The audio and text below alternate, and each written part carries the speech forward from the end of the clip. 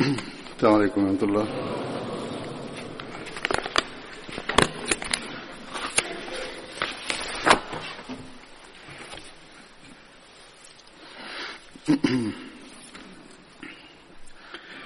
أشهد أن لا إله إلا الله وحده لا شريك له وأشهد أن محمدا عبده ورسوله أما بعد فأعوذ بالله من الشيطان الرجيم بسم الله الرحمن الرحيم الحمد لله رب العالمين الرحمن الرحيم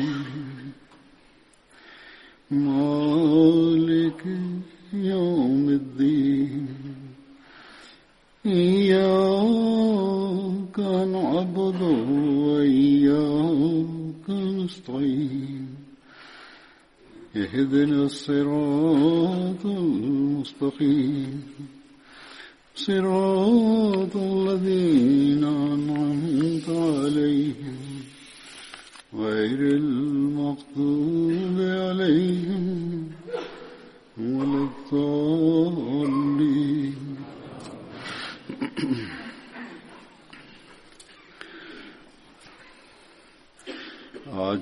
இன்று நான் கூறவிருக்கிற பதர் போரின் சஹாபாக்களுள் முதலாவது ஹராஸ் பின் சிம்மா அன்சாரியுடையது. ஹராஸ் ஹஸ்ரஜுடைய கிளையான பனு ஜிஷம் கோத்திரத்தை சார்ந்தவர். அவரது தாயார் பெயர் உம்மே ஹபீப் ஆகும். ஹசரத் ஹராஸ் உடைய சந்ததிகளில் சலமா, அப்துல் ரஹ்மான், ஆயிஷா ஆகியோர் அடங்குவர். ஹசரத் ஹராஸ் பதர் உஹது போர்களில் கலந்து கொண்டார். உஹது போரில் அவருக்கு 10 காயங்கள் ஏற்பட்டன. அவர் ரசூலுல்லாஹி ஸல்லல்லாஹு அலைஹி வஸல்லம் அவர்களுடைய திறமை மிக்க அம்பு வீசுபவர்களில் ஒருவராவார். பதர் போரில் ஹஜரத் ஹராஸ் அபுல் ஆஷ் என்ற நபிகள் நாயகம் ஸல்லல்லாஹு அலைஹி வஸல்லமுடைய மருமகனை கைது செய்து கொண்டு வந்தார். அடுத்த சஹாபி உபைத் பின் தையஹான் ஆவார். ஹஜரத் உபைத் பின் தையஹானுடைய பெயர் அத்தீக் பின் தையஹான் என்றும் கூறப்பட்டுள்ளது. இவரது தாயார் பெயர் லைலா பின்த் அனீக் ஆகும். இவர் அபுல் ஹஷம் பின் தையஹானுடைய சகோதரர் ஆவார். இவர் பனு அப்துல் அஷ்ஹலுடைய நட்பு கோத்திரத்தை சார்ந்தவர். ஹஜரத் உபைத் பையத்தே அக்பாவில் கலந்து கொண்டவர். 70 சஹாபாக்களுள் ஒருவர். அதற்கு ரசூலுல்லாஹி ஸல்லல்லாஹு அலைஹி வஸல்லம் அவர்கள் இவருக்கும் மஸ்ஊத் பின் ரபியா இருவருக்கும் இடையில் சகோதரத்துவத்தை ஏற்படுத்தியிருந்தார்கள். இவர் தமது சகோதரர் அபுல் ஹஷமுடன் பதர் போரில் பங்கு பெற்றார். இவர் உஹது போரில் ஷஹீதானார். இக்ரிமா பின் அபு ஜஹல் இவரை ஷஹீதாக்கினார். இவர் சபீன் போரில் ஹஜரத் அலி ரலியல்லாஹு அன்ஹு அவர்களுடன் இருந்தவாறு போரிட்டு ஷஹீதானார் என்றும் கூறப்படுகிறது. இவ்வாறு முரண்பாடுகள் இருந்தாலும் இரு அறிவிப்புகளின் உள்ள ஒற்றுமை என்னவென்றால் அவர் ஷஹீதானார் என்பதாகும். இவரது சந்ததிகளில் 2 மகன்கள் உபைதுல்லா மற்றும் அப்பாத் பற்றி குறிப்பு கிடைக்கிறது. தப்ரியின் கூற்றிற்கு ஏற்ப அப்பாத் அவர்களும் பத்ரில் பங்கு பெறும் வாய்ப்பு பெற்றிருந்தார். உபைதுல்லா பற்றி அவர் யமாமா போரில் ஷஹீதானதாக வருகிறது. ஹஜரத் அபு ஹன்னா என்ற சஹாபி பற்றி கூறப்படும். அபு ஹன்னா மாலிக் பின் அம்ர் என்பது இவருடைய பெயராகும். அபு ஹன்னா இவரது சுட்டு பெயராகும். மாலிக் பின் அம்ர் என்பது இவரது பெயராகும். முகமது பின் உமர் வாக்கிதி இவரை பத்ர் போரில் கலந்து கொண்டவராக கூறுகின்றார். இவரது பெயர் பற்றி கருத்து வேறுபாடு உள்ளது. சில அறிவிப்புகளின்படி இவரது பெயர் ஆமிர் மற்றும் சாபித் பின் நோமான் என்றும் கூறப்படுகிறது. இவரது சுட்டுப்பெயர் அபு ஹப்பா மற்றும் அபு ஹையா என்றும் கூறப்பட்டுள்ளது. ஆனால் முகமது பின் வாக்கைதி கூறுகின்றார், ஹப்பா என்ற சுற்றுப்பெயருக்கு இரு காரணங்கள் உள்ளன. ஒன்று ஹப்பா பின் பஸ்யா உமர், இரண்டு அபு ஹப்பா பின் அப்தே ஹப்பா பின் மாசினி. இந்த இரண்டு பெயர்களிலும் பத்ர் போரில் கலந்து கொள்ள எவரும் இல்லை. பதிலில் கலந்து கொண்டவர்களில் எவரது சுட்டுப்பெயரும் அபு ஹப்பா என்று இருக்கவில்லை. மாறாக பத்ர் போரில் கலந்து கொண்டவர்களின் சுட்டுப்பெயர் அபு ஹன்னா என்றே வந்துள்ளது. எனவே அபு ஹன்னா இவரது சுட்டுப்பெயர் என்பதற்கு இந்த அடிப்படையில் அழுத்தம் தருகின்றனர். பிறகு கூறப்படுகின்ற சஹாபி அப்துல்லா பின் சயீத் பின் சாலாவ் ஆகும். இவரை அப்துல்லா பின் சயீத் அன்சாரி என்றும் கூறப்படுகிறது. இவரது சுட்டு பெயர் அபு முகமது ஆகும். தந்தை பெயர் சயீத் பின் சாலிபாவாகும். இவரும் சஹாபி ஆவார். இவர் அன்சாரிகளின் கஸ்ரஜ் கோத்திரத்துடைய ஒரு கிளையான பனு ஹிஷமை சேர்ந்தவர். இவர் பையத்தே அக்பாவில் 70 அன்சாருடன் கலந்து கொண்டார். பத்ர், உஹத், அஹல் மற்றும் பிற போர்களிலும் ஹஜரத் நபில் நாயம் ஸல்லல்லாஹு அலைஹி வஸல்லம் உடன் கலந்து கொண்டார். மக்கா வெற்றியின் போது பனு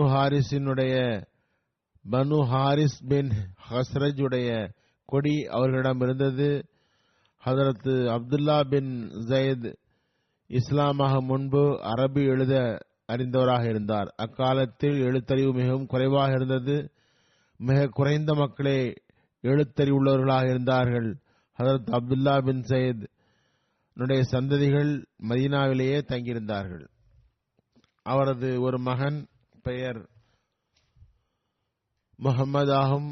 அவரது மனைவி சாதா பின் துஹ்லைம் மூலம் அவர் பிறந்திருந்தார். ஒரு மகள் உம்மே ஹுமைத் ஆகும். அவரது தாயார் யமனை சேர்ந்தவர்.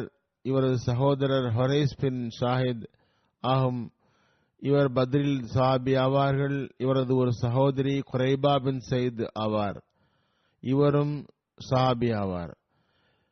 அப்துல்லா பின் ஜயத் பின் சுவலா எத்தகைய ஒரு சஹாபி என்றால், கனவில் தொழுகை அழைப்பு வார்த்தைகள் அதுதான் அவருக்கு அறிவிக்கப்பட்டன. அவர் நபிகள் நாயகம் ஸல்லல்லாஹு அலைஹி வஸல்லம் அவர்களிடம் தெரிவித்தார். உடனே ஹஜரத் ரசூலுல்லாஹி ஸல்லல்லாஹு அலைஹி வஸல்லம் ஹஜரத் பிலாலிடம் கூறினார்கள். ஹஜரத் அப்துல்லா கனவில் கண்ட அதே வார்த்தைகளில் அதான் கூறுமாறு கூறினார்கள். இந்த சம்பவம் மஸ்ஜித் நபவி கட்டப்பட்ட பிறகு ஹிஜ்ரி 1ஆம் ஆண்டு நடந்ததாகும். இதன் விபரம் இவ்வாறாகும். ஹஜரத் அபு உமைர் பின் அனஸ் அன்சாரி சஹாபியை சேர்ந்தவர். இவர் தனது சிறிய தந்தையாரிடமிருந்து அறிவிக்கின்றார். அவர் கூறுகின்றார், ரசூலுல்லாஹி ஸல்லல்லாஹு அலைஹி வஸல்லம் மக்களை எவ்வாறு தொழுகைக்கு ஒன்று கூட்டுவது என்று யோசித்தார்கள். தொழுகை நேரத்தில் ஒரு கொடியை ஏற்றலாம் என்று ஆலோசனை சொல்லப்பட்டது. மக்கள் அதனை பார்த்தால் மற்றோருக்கும் கூறுவார்கள் என்றதும் ரசூலுல்லாஹி ஸல்லல்லாஹு அலைஹி வஸல்லம் அவர்களுக்கு அது பிடிக்கவில்லை. அறிவிப்பாளர் கூறுகின்றார், அன்னாரிடம் யூதர்களின் அழைப்பு போன்று உரத்த குரலில் மணி சப்தம் தரலாம், மக்கள் வருவார்கள் என்றதும் அன்னார் விரும்பவில்லை. இது யூதர்களின் நடைமுறையாகும் என்று கூறினார்கள். அறிவிப்பாளர் கூறுகின்றார், பிறகு அன்னாரிடம் சங்கு ஓதுவது பற்றி கூறப்பட்டது. அன்னார் அது கிறிஸ்தவ நடைமுறை என்று கூறிவிட்டார்கள். ஹஜரத் அப்துல்லா பின் சயீத் திரும்பினார்கள். பிறகு அப்துல்லா பின் சயீத் கவலையினால் துஆ செய்தார்கள். அவருக்கு கனவில் அதான் காட்டப்பட்டது. அப்துல்லா பின் சயீத் கூறுகின்றார், நான் கனவில் பார்த்தேன், ஒரு மனிதர் இருந்தார். அவரது கையில் ஒரு சங்கு இருந்தது. நான் அவரிடம், இறைவனின் அடிமையே, இதனை என்னிடம் விற்பாயா என்று கேட்டேன். அவர், இதனை வைத்து என்ன செய்வாய் என்றார். நான், இதன் மூலம் தொழுகைக்கு அழைப்போம் என்றேன். அவர், அதனை விட சிறந்த ஒன்றை கூறவா என்றார். நான், ஏன் கூறக்கூடாது, கூறுக என்றேன். அப்துல்லா கூறுக என்று கூறியதும் அசானுடைய வார்த்தைகளை கூறினார் என்று அவர் கூறுகின்றார்.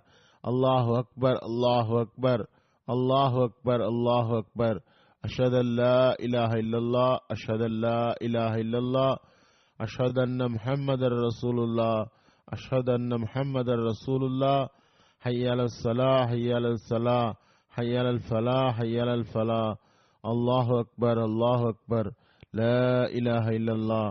இதன் மொழியாக்கமும் கூறுகின்றேன், குழந்தைகள் மற்றும் புதிய முஸ்லிம்களுக்கு பயனுள்ளதாக இருக்கும். அல்லாஹ் எல்லாரினும் பெரியவன். அதான் கூறுகின்ற சிலருக்கு கூட சில வேளை பொருள் தெரிவதில்லை. அல்லாஹ் எல்லாரினும் பெரியவன், அல்லாஹ் எல்லாரினும் பெரியவன் என்று 4 முறை கூற வேண்டும். அல்லாஹ்வை தவிர எவரும் வணக்கத்துக்குரியவர் இல்லை என்று சாட்சி கூறுகின்றேன் என்று 2 முறை கூற வேண்டும். பிறகு முஹம்மது ரசூலுல்லாஹ் ஸல்லல்லாஹு அலைஹி வஸல்லம் அல்லாஹ்வுடைய ரசூல் ஆவார்கள் என்று சாட்சி கூறுகிறேன் என்று இதனை 2 முறை கூற வேண்டும்.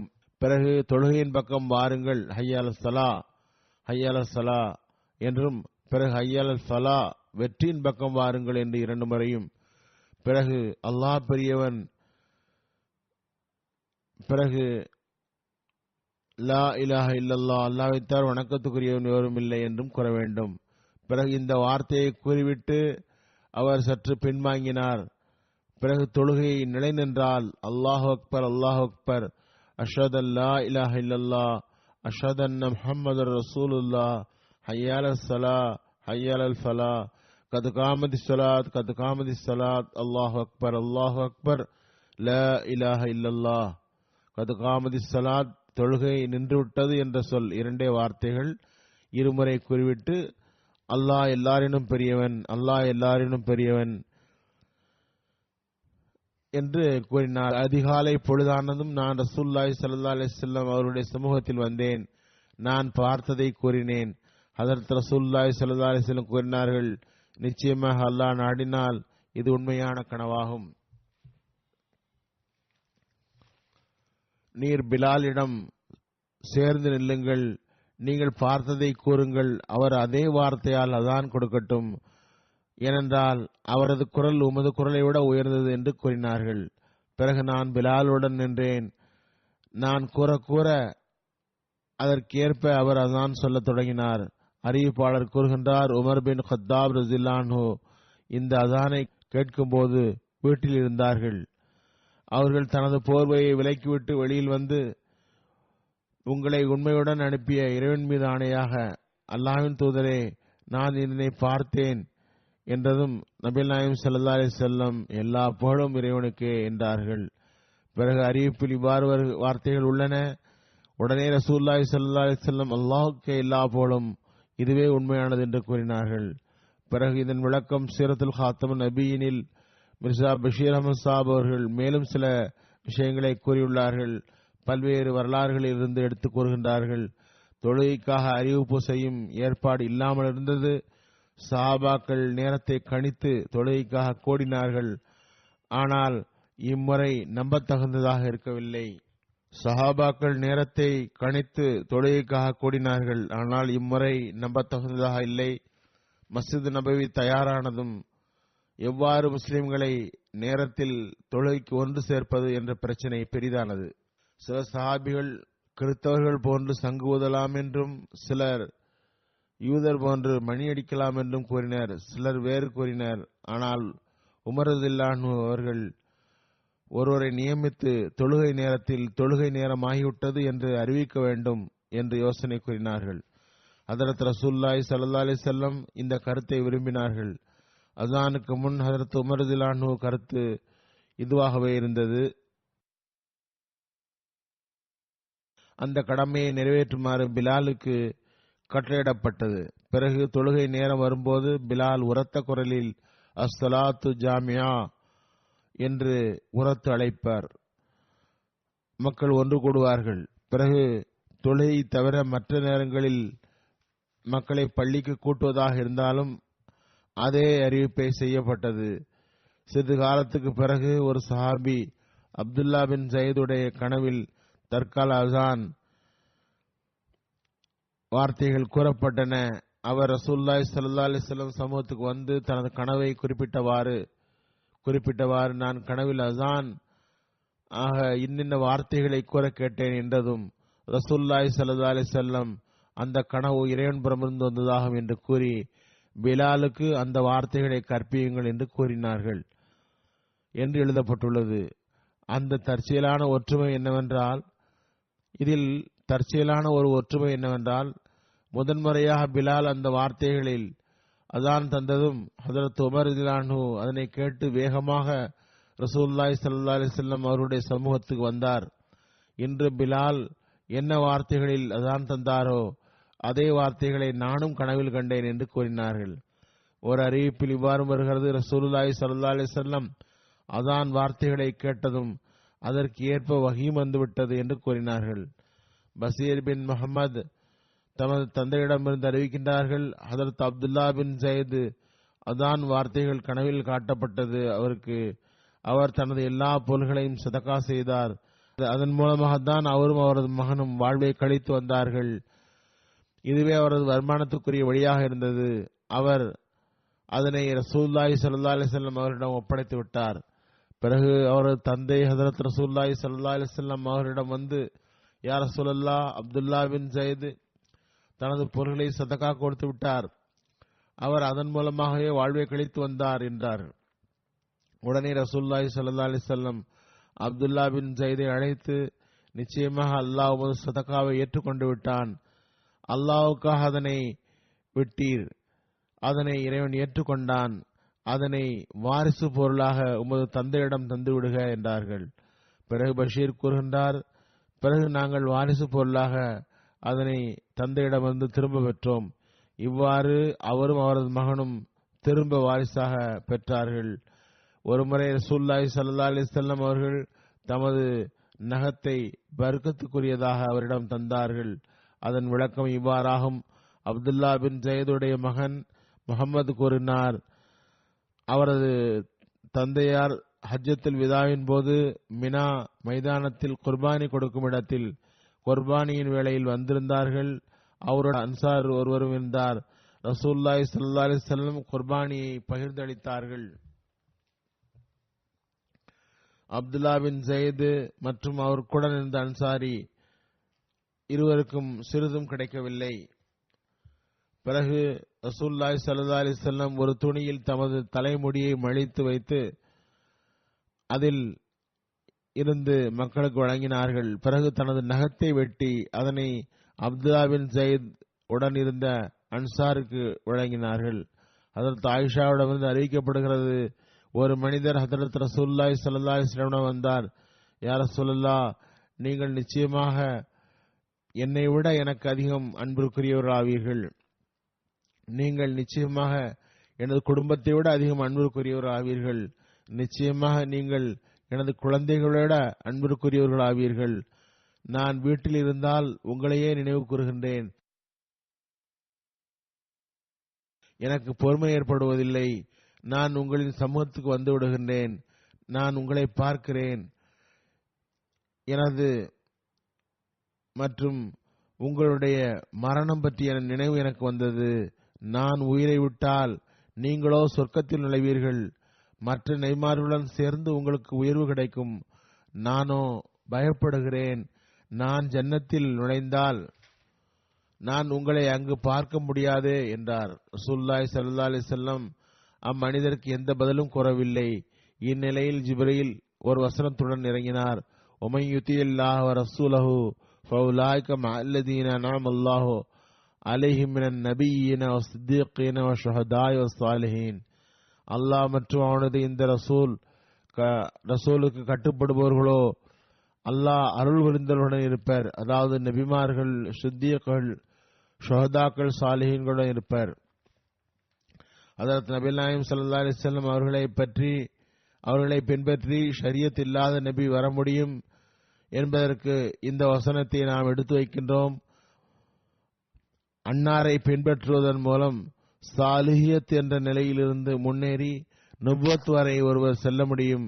எவ்வாறு இருப்பினும் நுபுவத் என்பது ஷரியத் இல்லாத நுபுவத்தாக இருப்பினும் கூட ஹதரத் நபிகள் நாயகம் ஸல்லல்லாஹு அலைஹி வஸல்லமுடைய அடிமையாக இருப்பதன் மூலமே கிடைக்கிறது.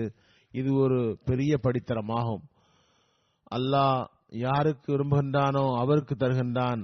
வரக்கூடிய மஸீஹ் மவ்ஊத் பற்றி நபிகள் நாயகம் ஸல்லல்லாஹு அலைஹி வஸல்லம் நபியுல்லா என்று சொல்லை பயன்படுத்தியுள்ளார்கள்.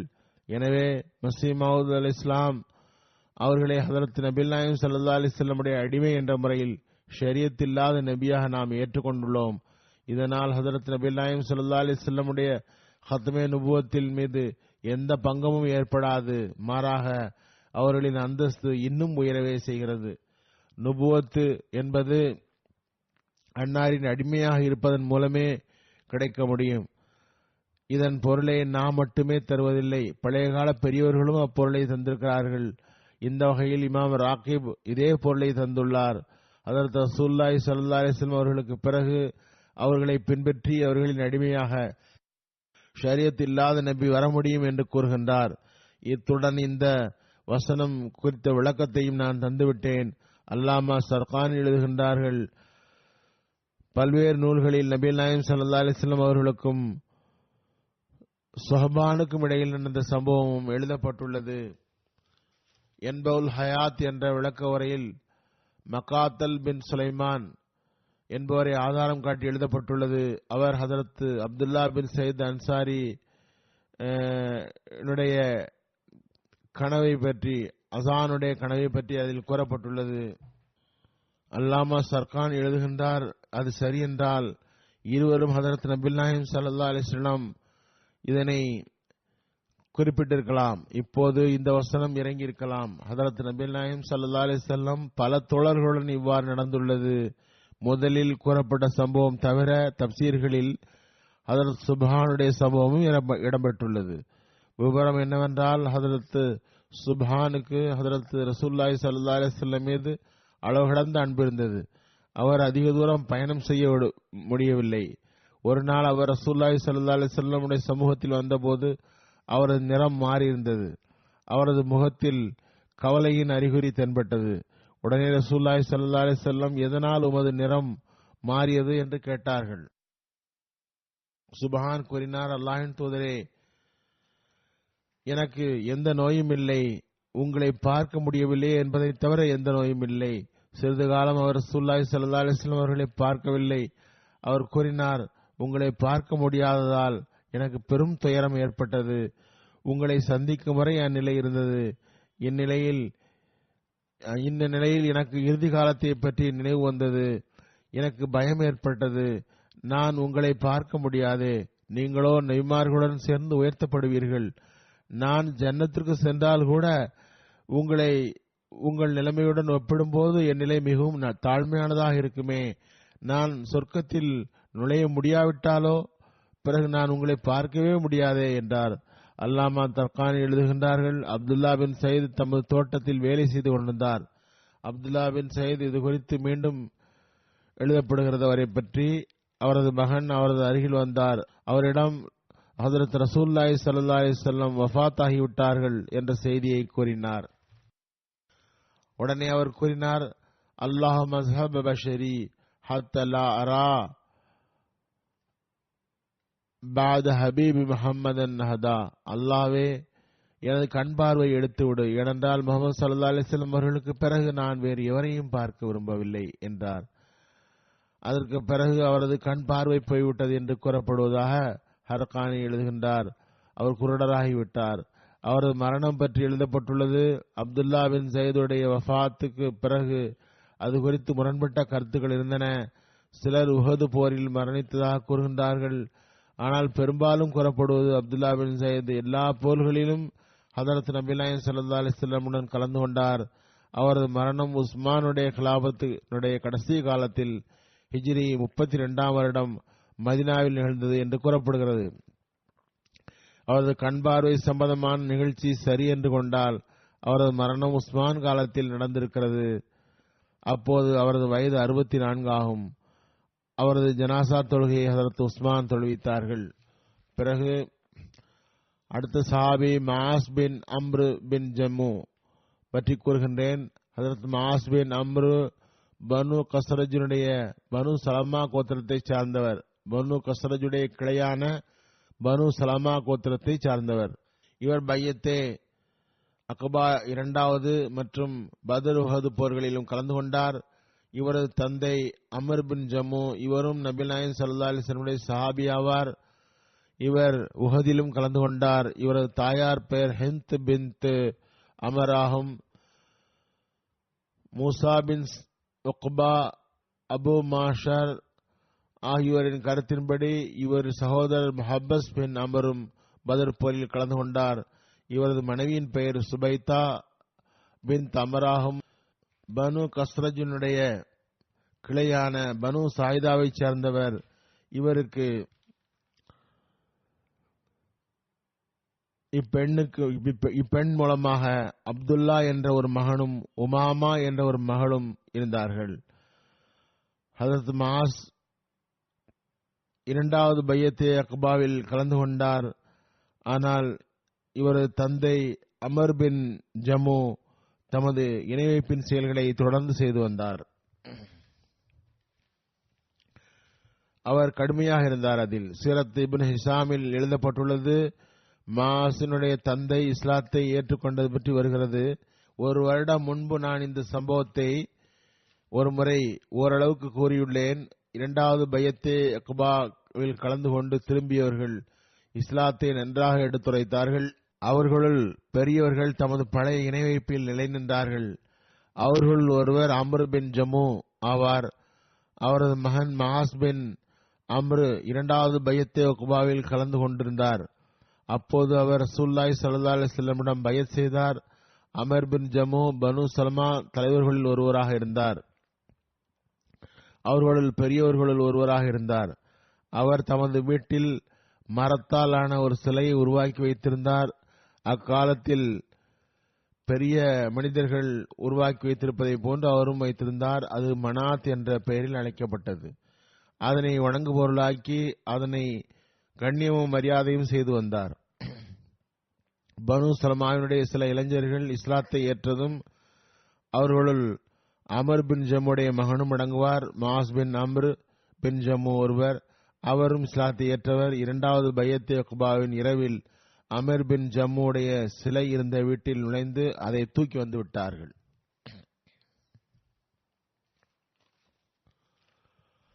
அதனை பனு சலமாவின் புல் மற்றும் குப்பைகளை போடும் குழியில் தூக்கி போட்டு விட்டார்கள். காலையில் அமர் எழுந்ததும், உமக்கு அழிவு உண்டாக, எவர் எனது வணங்கு பொருள்களை தூக்கி எறிந்தார் என்றார். பிறகு அதனை தேடி சென்றார்.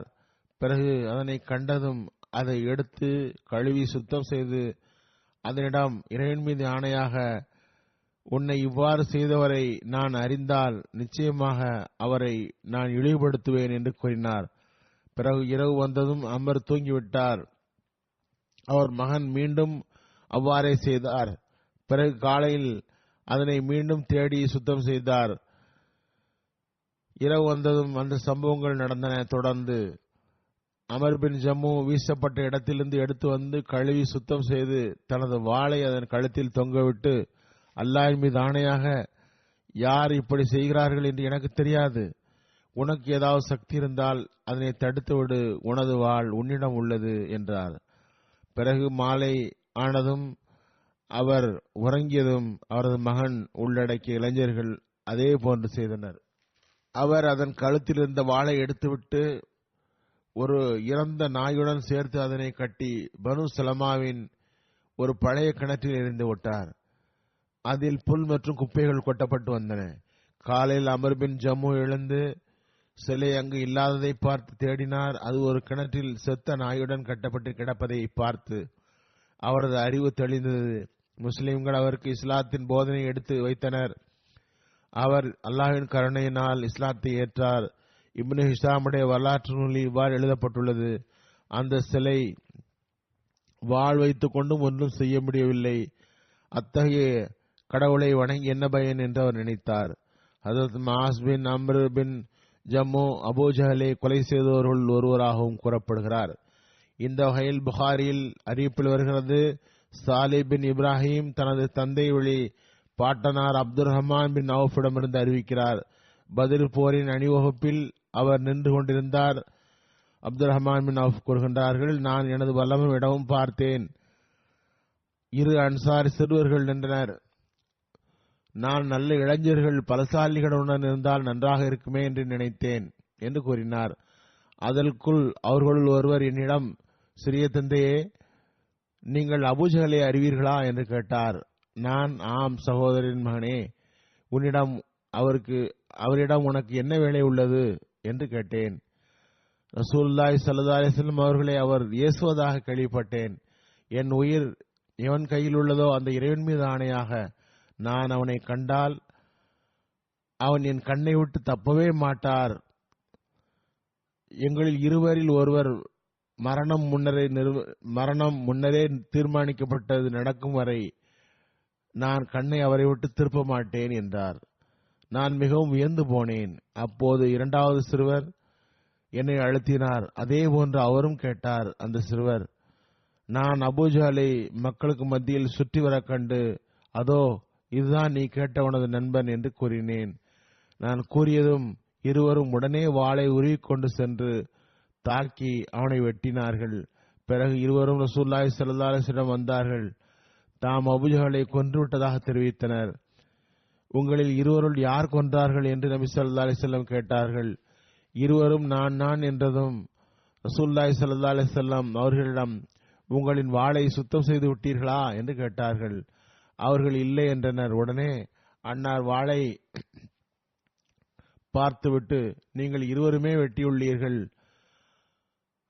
அவனது போர் பொருள்களை மாஸ் பின் அமர் பின் ஜமுக்கு கிடைக்கும் என்றார்கள். இருவரின் பெயரும் மாஸாக இருந்தது. மாஸ் பின் அஃப்ரா, மாஸ் பின் அமர் பின் ஜமு. அபூஜஹல் கொலை செய்யப்பட்ட இடத்தில் முதலிலேயே இந்த சம்பவத்தை நான் விளக்கியுள்ளேன். மாஸ் பின் மஹஸ் இருவரும் சம்பவங்களை விளக்கும் போது நான் கூறியுள்ளேன். இங்கு மீண்டும் வருகிறது என்ற சந்தேகம் வரலாம். எனவே நான் கூறுகின்றேன், கொலை சம்பவம் பற்றி ஹதீஸ் நூல்களிலும் வரலாற்று நூல்களிலும் கூறப்பட்டுள்ளன.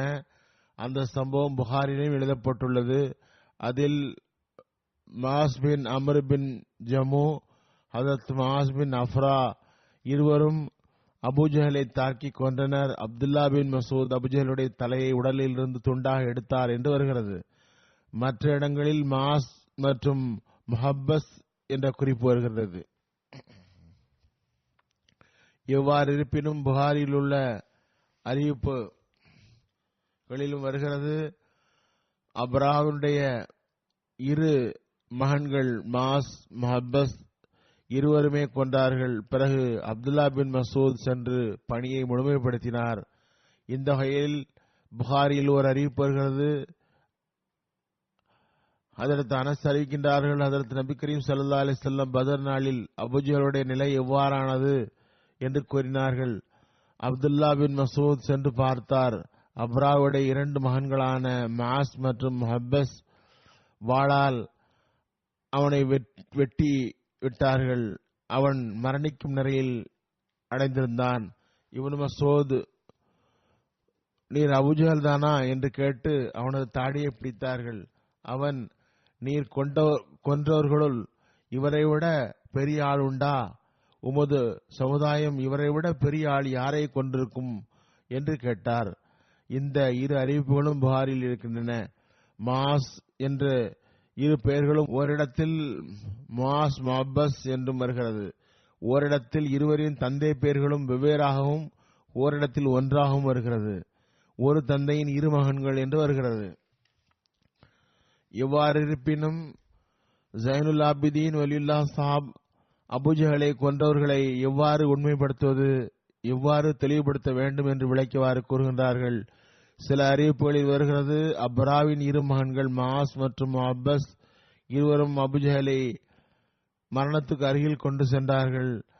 பிறகு அப்துல்லா பின் மசூத் அவருடைய தலையை உடலை விட்டு பிரித்தார்கள் என்று வருகிறது. இமாம் இப்னு ஹஜர் அந்த சாத்தியக்கூற்றை கூறுகின்றார்கள். முஹப்பஸ் பின் அம்ரு மற்றும் முஹப்பஸ் பின் அஃப்ரா ஆகியோர் தாக்கியிருப்பார்கள். எனவே இந்த அறிவிப்பில் இரு சகோதரர்கள் பற்றி வருகிறது. மற்ற அறிவிப்பில் வேறு சிலரை பற்றி வருகிறது. பதஹுல் பாரி என்ற விரிவுரையில் வருகின்றது, இந்த மூன்று பேருமே கொன்றிருக்க வாய்ப்புண்டு. அல்லாமா பத்ருத்தீன் அபூஜஹலை கொன்றவர்களை பற்றி கூறுகின்றார். அபூஜஹலை மாஸ் பின் அம்ர் பின் ஜமு மற்றும் மாஸ் பின் அஃப்ரா மற்றும் அப்துல்லா பின் மசூத் ஆகியோர் கொன்றனர். அப்துல்லா அவரது தலையை துண்டாக்கி எடுத்து வந்தார். அதனை ரசூலுல்லாஹி ஸல்லல்லாஹு அலைஹி வஸல்லமிடம் எடுத்து வைத்தார். அல்லாமா பதுருத்தீன் ஆனி மேலும் எழுதுகின்றார், சஹி முஸ்லிமில் வருகிறது, மாஸ் பின் அம்ர் பின் ஜமு, மாஸ் பின் அஃப்ரா இருவரும் அபுஜஹலை கொன்றனர். மாஸ் பின் அஃப்ராவின் தந்தை ஹாரிஸ் பின் ரியாஃபாவாகும். அப்ரா அவர்களின் தாயார் உபைத் பின் சாலிபா பின் ஜாரியா உடைய மகளாவார்கள். அதே போன்று புகாரி கிதாபுல் ஜிஹாதில் மல்லம் ஜிஹாதில் இதேபோன்று புகாரி கிதாபுல் ஜிஹாத் மல்லம் யக்னி மசல்லாப் இல் வருகிறது. அதற்கு மாஸ் பின் அம்ர் அபு ஜஹலுடைய காலை வெட்டினார். பிறகு மாஸ் பின் அப்ரா அவரை வெட்டினார், அவரை விழச் செய்தார். பிறகு அவனை விட்டுவிட்டார்கள். அவனிடம் உயிர் மட்டுமே எஞ்சியிருந்தது. இந்நிலையில் அப்துல்லா பின் மசூத் அவனது தலையை உடலில் இருந்து வெட்டி எடுத்தார்கள். பிறகு எழுதுகிறார், இவை அனைத்தும் ஒன்றாக கூற காரணம் என்னவென்றால், நான் கூற விரும்புவதாவது அபூஜஹலை அவர்கள் அனைவருமே வெட்டினார்கள். எனவே ஒன்று சேர்த்து கூறுகின்றேன். அதற்கு சுர்கானி உடைய ஒரு அறிவிப்பு வருகிறது. அப்துல்லா பின் மசூத் அபூஜஹலை பார்த்தார்கள். அவன் தனது இறுதி மூச்சை விட்டுக் கொண்டிருந்தான். அப்துல்லா பின் மசூத் தமது காலை அவனது கழுத்தில் வைத்தவாறு, அல்லாஹ்வின் எதிரியே, அல்லாஹ் உன்னை இழிவுபடுத்தி விட்டான் என்றார். அதற்கு அபூஜஹல் பெருமையுடன், நான் எந்த இழிவுக்கும் உள்ளாகவில்லை. நீ என்னை விட கண்ணியத்துக்குரிய எவரையாவது வெட்டியிருக்கிறீரா?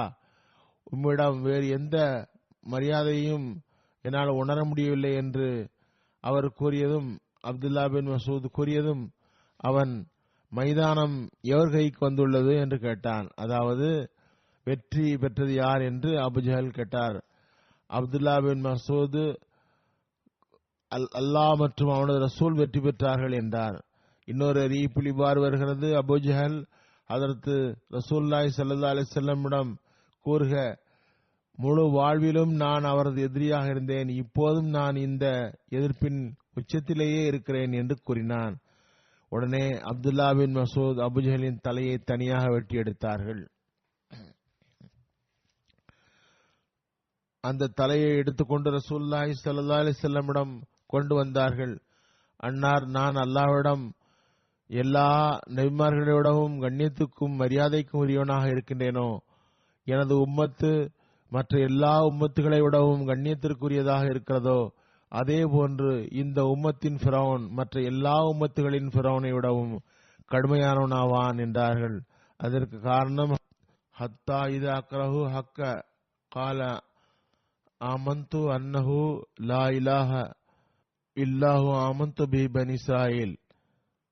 திருக்குர்ஆன் சூரா யூனுஸில் வருகிறது, நான் ஈமான் கொள்கின்றேன், பனு இஸ்ராயல்களின் ஈமான் கொண்ட அந்த இறைவனை தவிர வேறு எவரும் வணங்கு பொருள் இல்லை என்று அவன் கூறினான். அந்த ஃபிரௌன், இந்த உம்மத்தின் ஃபிரௌன் தமது பகைமையிலும் நிராகரிப்பிலும் உயர்ந்திருந்தான். மரணிக்கும் போது கூட அபூஜஹல் கூறிய வார்த்தையில் இருந்து தெரிய வருகிறது. இதை தவிர அறிவிப்புகளில் அபூஜஹலுடைய அழிவு குறித்து இன்னும் வருகின்றது. ஹதரத் நபி நாயகம் ஸல்லல்லாஹு அலைஹி வஸல்லம் அபூஜஹலுடைய தலையை பார்த்துவிட்டு கூறினார்கள், அல்லாஹு அல்லதி லா இலாஹ இல்லாஹு, அல்லாஹ்வை தவிர வேறு இறைவன் இல்லை. அதே போன்று ஹதரத் நபி நாயகம் ஸல்லல்லாஹு அலைஹி வஸல்லம் 3 முறை கூறினார்கள், அல்ஹம்துலில்லாஹி அல்லதி அஸ்ஸல் இஸ்லாம வஅஹ்லஹு, எல்லா புகழும் இறைவனுக்கு அல்லாஹ்வுக்கே உரியது, அவன் இஸ்லாம் மற்றும் அதனை ஏற்றுக்கொண்டவர்களுக்கு கண்ணியம் தந்தான். பிறகு அவ்வாறும் காணப்படுகிறது. ஹதரத் நபி நாயகம் ஸல்லல்லாஹு அலைஹி வஸல்லம் கூறினார்கள், நிச்சயமாக ஒவ்வொரு சமுதாயத்துக்கும் ஒரு ஃபிரௌன் உண்டு. இந்த சமுதாயத்தின் ஃபிரௌன் அபூஜஹல் ஆவான். அவனை அல்லாஹ் மிகவும் மோசமான நிலையில் கொலையுறச் செய்தான். ஹதரத் மாஸ் பின் அம்ர் பின் ஜமுவின் மரணம் உஸ்மான் ரஸியல்லாஹுடைய கிலாஃபத் காலத்தில் நடந்தது.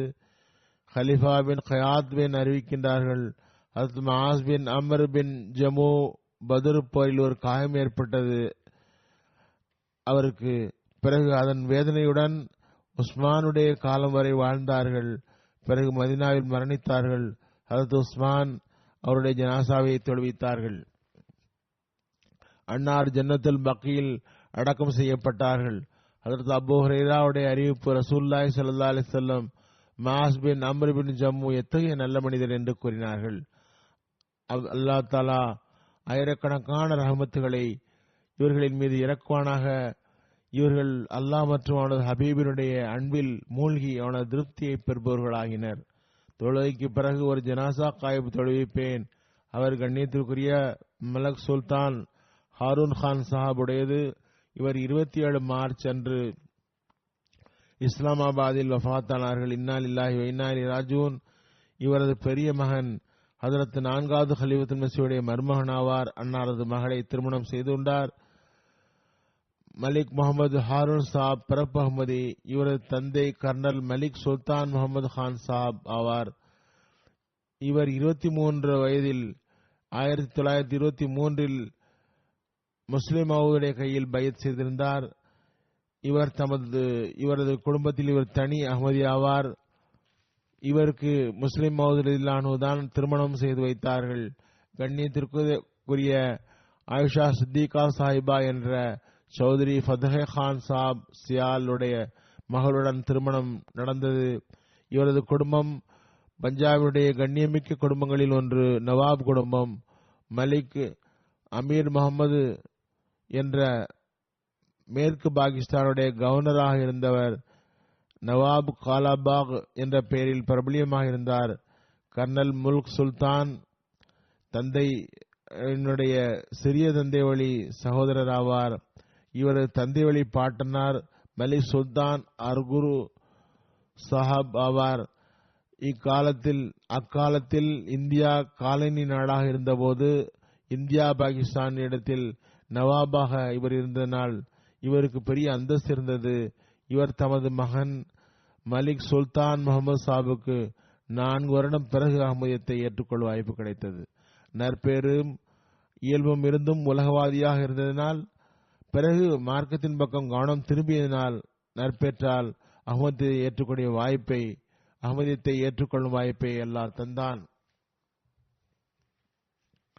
மலிக் சுல்தான் ஹாரூன் கான் சாஹாபுடைய திருமணம் சபியா ஹமீதா சாஹப் என்ற சௌத்ரி அப்துல் ஹமீத் சாஹாபுடைய மகளுடன் நடந்தது. சௌத்ரி அப்துல் ஹமீத் சாஹப் நவாப் குடும்பத்தை சேர்ந்தவர். அவரது மகளுடன் திருமணம் நடந்தது. 3வது கலீஃபத்துல் மஸீஹ் திருமணத்தை நடத்தினார்கள். 3வது கலீஃபத்துல் மஸீஹ் நிக்காஹின் போது கூறினார்கள், ஃபதஹே முகமது சாப் சியால் இங்கிலாந்தின் மிஷனோஸுடைய நிறுவனர் ஆவார். இவர் முபல்லிக் ஆவார். சௌத்ரி ஃபதஹே முகமது சியால் சாப் எனது கண்ணியத்திற்குரிய பெரியவர் ஆவார். என் மீது சிறந்த கருணை காட்டியுள்ளார். அதற்கு 3வது கலீஃபத்துல் மஸீஹ் கூறுகின்றார்கள், எனது சிறிய வயதில் அனுபவமில்லாத வயதில் தம்முடன் அழைத்து சென்று எனது அனுபவத்தை பரந்ததாக்கினார்கள். கிராமப்புறங்களில் வசிப்போர் மீது எனக்கு மறைமுகமான ஒரு பிடிப்பு உண்டு. அதனை வெளிப்படுத்தும் வாய்ப்பு ஃபதஹே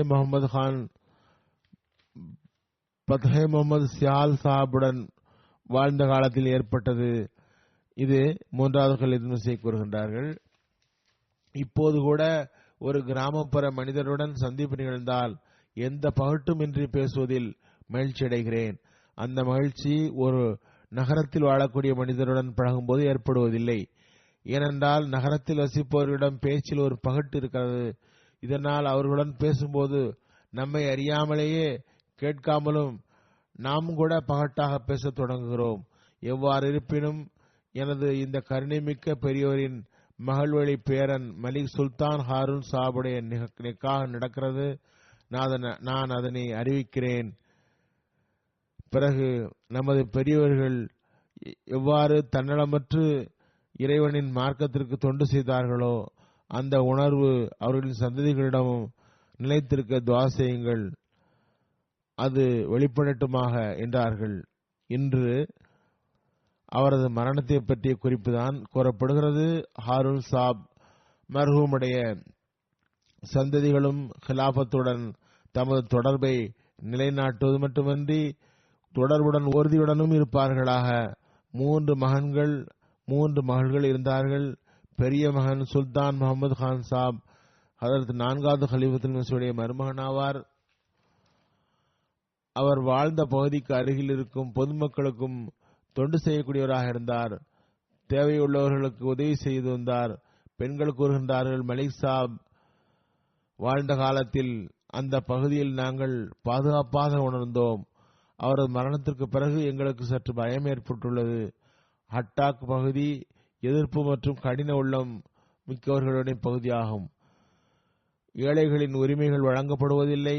பெரிய பொறுப்புள்ள மனிதராக இருந்தும், அந்த பகுதியின் கண்ணியத்திற்குரியவராக இருந்தும் ஏழைகளுக்கு நிறைய தொண்டு செய்துள்ளார்கள். அவரது சகோதரி ரஷீதா சியால் சாஹிபா கனடாவில் இருந்து கூறுகின்றார், சுல்தான் ஹாரூன் சாப் நிறைய சிறப்பம்சங்கள் கொண்டவர். அஹ்மதியத்திற்காக பெரும் ரோஷம் கொண்டவர். ஹிலாபத்திற்காக உயிரை தருபவர். நண்பர்களுக்கு உண்மையான நண்பர். எதிரிகளுக்கு கடினமானவர். ஏழைகளுக்கு உதவி செய்யக்கூடியவர். கூறுகின்றார்கள், ஒருமுறை 4வது ஹலீஃபத்துல் மஸீஹ் ஒரு கடிதத்தில் குறிப்பிட்டார்கள், உமது தந்தையார் கர்னல் சுல்தான் முகமது சாப் அஹ்மதியத்திற்கு உருவப்பட்ட ஒரு வாளாக இருக்கின்றார். உமது சகோதரர்களிலும் அந்த சாயல் காணப்படுகிறது. ஹதரத் 3வது ஹலீஃபத்துல் மஸீஹ் ஒருமுறை அவரிடம் கூறினார்கள், அப்பகுதியில் எதிர்ப்பு அதிகம். காரணம், சில பகுதியில் சொத்துக்களினால் எதிர்ப்பு ஏற்படுகிறது, அஹ்மதியத்தினாலும் எதிர்ப்பு ஏற்படுகிறது. அப்போது 3வது ஹலீஃபத்துல் மஸீஹ் கூறினார்கள், குண்டுகள் வரும், ஆனால் தலைமேல் போய்விடும், உமக்கு எதுவும் ஆகாது. அதற்கு 3வது ஹலீஃபத்துல் மஸீஹுடைய அந்த வார்த்தையை நாங்கள் நிறைவேற கண்டோம். 1970 சுல்தான் ஹாரூன் சாப் பத்ஹே ஜங் போலீஸ் ஸ்டேஷனில் வைத்து கொலை முயற்சி நடந்தது. குண்டுகள் சென்றன, தலைக்கு மேல் கடந்து சென்று விட்டது. இவர்களுக்கு ஒரு சிராய்ப்பு கூட ஏற்படவில்லை. அல்லாஹ் தஆலா அற்புதமான முறையில் அவரை பாதுகாத்தான். ஏழைகள் மற்றும் எளியவர்களுக்கு கொடையாளியாக இருந்தார். பலகீனமானவர்கள் மற்றும் ஒன்றுமற்றவர்களுக்கு உதவி செய்து வந்தார். அவரது பெரிய மகன் மலிக் சுல்தான் ரஷீத் கான் சாப் கூறுகின்றார்கள், எமது தந்தையார் மர்ஹூமுடைய மரணத்திற்கு பிறகு எமது வீட்டில் உள்ள தலைவர் அவர்தான். முயற்சி செய்தும் ஜமாத்தின் பணிகள் செய்யப்பட்டால் எப்போதும் எங்களை விட முந்திய அவர்கள் இருந்தார்கள். ஹதரத் மஸீஹ் மவ்ஊத் அலைஹிஸ்ஸலாம் மற்றும் கண்ணியத்துக்குரிய ஹலீஃபாக்கள் மீது உண்மையான பேரன்பு கொண்டவராக இருந்தார்கள். ஒருமுறை 74 சம்பவத்துக்கு பிறகு ஒரு பெரிய ஆபீசர் அவரிடம், ஹதரத் சாப் மீது உங்களது ஈமான் இப்போது எந்த நிலையில் உள்ளது என்று கேட்டார். பஞ்சாபில் கூறினார்கள், ஹிலாஃபத்தின் மீது ஈமான் இரும்பை போன்று உறுதியாக பார்க்கிறேன் என்றார். ஹதரத் 4வது ஹலீஃபத்துல் மஸீஹ் ஹதரத் ஹிஜ்ரத் செய்த போது அந்த பயணத்தில் கராச்சி வரை உடன் செல்லக்கூடிய வாய்ப்பினை பெற்றிருந்தார்கள். ரஷீத் சாப் எழுதுகின்றார்கள், 4வது ஹலீஃபத்துல் மஸீஹுடைய கடிதம் என்னிடம் பாதுகாப்பாக உள்ளது. 4வது ஹலீஃபத்துல் மஸீஹ் ஒரு கடிதத்தில் அவரை அஹ்மதியத்தின் ஜெனரல் மற்றும் இன்னொரு இடத்தில் பிரியம் மற்றும் நேசத்தில் உருவிய வாள் என்றும் கூறியுள்ளார்கள். இரவில் நஃபில் தொழுகை, திருக்குர்ஆன் ஓதுதல் இவற்றில் எவ்வாறு இருந்தார்கள் என்பதை பற்றி ரஷீத் சாப் எழுதுகின்றார்கள், மிகவும் குறைந்த மக்கள் தான் அவ்வாறு இருப்பார்கள். ஆனால் சிறிது கூட அதனை குறிப்பிடுவதில்லை அவர். ஆனால் இரண்டிலும் நான் முறையற்றவனாக இருந்தேன். எழுதுகின்றார், ஒரு முறை நான் எனது சகோதரர் பற்றி எனக்கு கூட தெரியாது. 2014 நான் கடும் நோயுற்றிருந்த நிலையில் நாங்கள் இருவரும் ஒரே அறையில் 4 மாதம் தங்க வேண்டி வந்தது. அந்த நாட்களில் எனக்கு உட்கார இழ சிரமப்பட்டேன். அவர் என்னுடன் அறையில் தங்கியிருந்தார், என்னை கவனித்துக் கொள்வதற்காக. அப்போது அவரை நஃபில் தொழக்கூடியவராகவும் திலாவத்தை தொடர்ந்து செய்பவராகவும் கண்டேன்.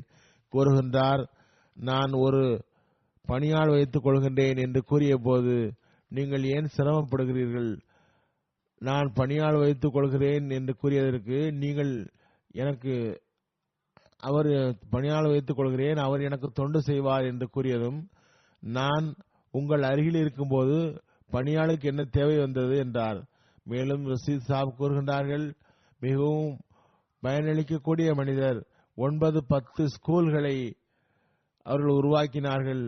வருமானம் அதிகமில்லை, ஸ்கூலுக்கு அதிகம் தர முடியவில்லை என்றதும் ஒருமுறை தாமே கோழி பணியாளர்களுடன் சேர்ந்து கோழி வேலை செய்தார்கள்.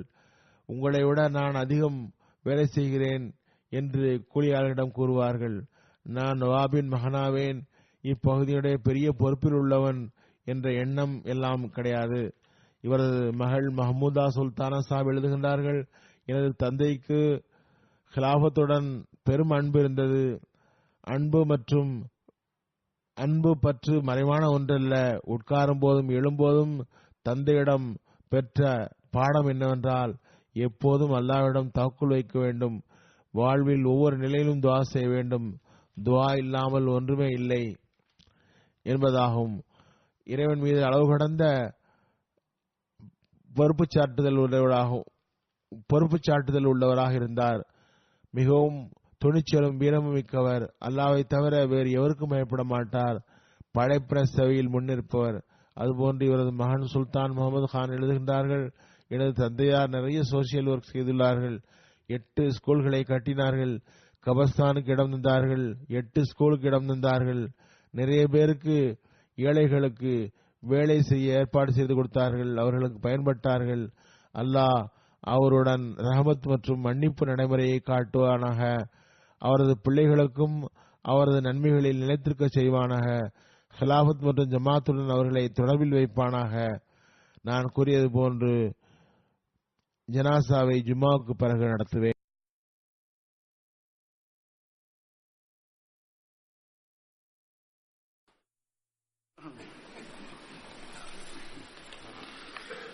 الحمد